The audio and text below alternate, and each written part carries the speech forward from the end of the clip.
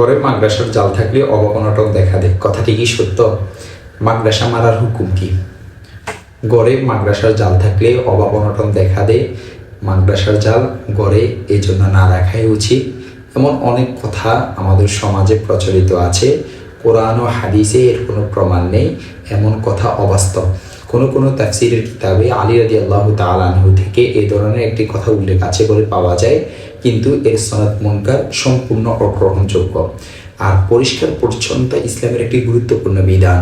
তাই মাদ্রাসার জাল এবং অন্যান্য ময়লা আবর্জনা থেকে ঘরবাড়িকে পরিষ্কার পরিচ্ছন্ন রাখা যে কর্তব্য, তা তো বলার অপেক্ষা রাখে না। আর মাদ্রাসা মারার ক্ষেত্রে হুকুম হলো, মাদ্রাসা যদি ক্ষতিকর বা বিষাক্ত প্রকৃতির হয় তবে তা মেরে ফেলা জায়েজ, বৈধ। কিন্তু যদি তা ক্ষতিকর না হয় তাহলে সেক্ষেত্রে তা না মেরে বাসাবাড়ি থেকে জেরে ফেলে দেওয়াই শ্রেয়, উত্তম। দেখতে পারেন ফাতাওয়া হিন্দিয়া 5 নং খণ্ড 361 নং পৃষ্ঠা, আব্দুল মুখতার 6 নং খণ্ড 474 নং পৃষ্ঠা।